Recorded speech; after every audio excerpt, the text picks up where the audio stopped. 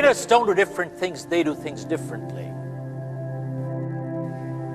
And many times people ask, what do they do differently?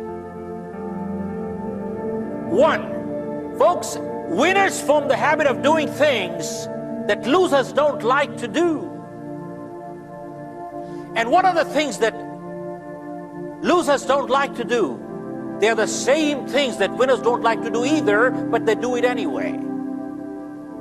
Losers don't like to get up in the morning. Winners don't like to get up in the morning either, but they get up anyway. Folks, losers don't like to work hard. Winners don't like to work hard either, but they work hard anyway. Winners form the habit of doing things that losers don't like to do. Folks, someone asked, are positive thinkers fools? Don't they recognize we all have limitations in life? Folks, don't we all have limitations in life? Yes, no. Folks, the answer to that is winners are not fools. Winners recognize their limitations but focus on their strength. Losers recognize their strength but focus on their weaknesses. Folks, this one sentence is so powerful, it can change anybody's life. Let me repeat. Winners recognize their weaknesses but focus on their strength. And losers recognize their strength but focus on their limitations. They learn to turn a weakness into a strength. I'm going to share with you a prime example. How can a person turn a weakness into a strength, folks? Our greatest weakness can become our greatest strength.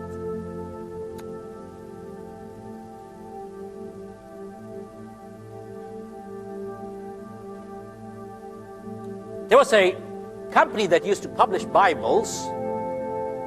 They hired a salesperson and they gave him a very unproductive territory.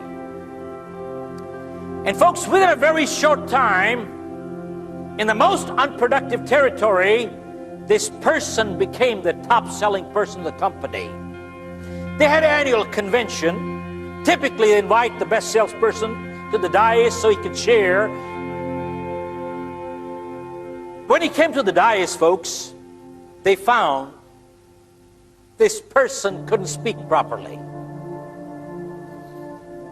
He was a stammerer, a stutterer.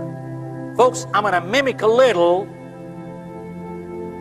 but if anybody here is suffering from that kind of a disability, please take it constructively. I'm not making fun at all. I'm just making a point here. He came to the dais, and they asked him, how come you are the best salesperson in the country? He said, when I go door to door, and I knock a door, when the lady or the man used to open, I used to say, ma'am, you don't have to buy these Bibles at all. I can read it for free, or you can buy it, it's up to you. They said, don't read it, we will buy it. Don't read it, we will buy it. Can you imagine, folks? He turned a weakness in life into a strength. Our greatest weakness in life can become our greatest strength. I'll share with you, folks. The other day I was passing by and I picked up a newspaper clipping.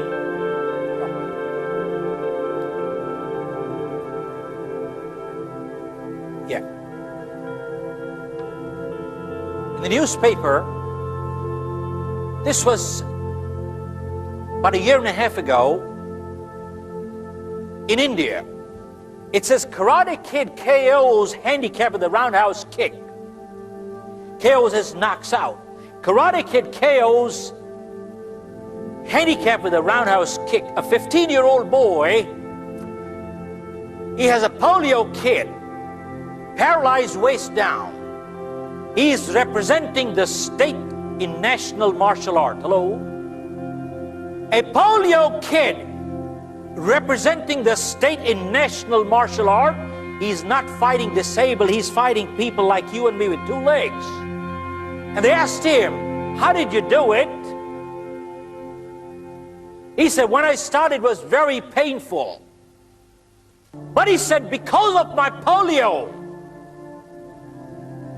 I am able to swing my leg 180 degrees and slap the person on the face, which people with 2 normal legs can't take a 180-degree swing. Hello.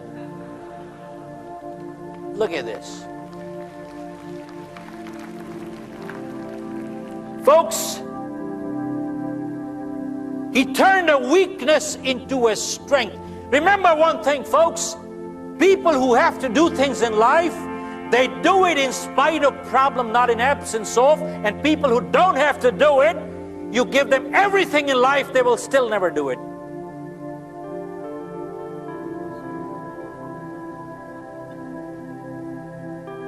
There are many, many examples.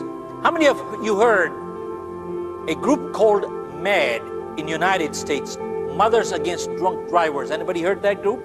Yeah, MAD, Mothers Against Drunk Drivers. There was a lady, she had a little girl, a drunk driver killed her. She got so angry that day. And you hear anger is a weakness.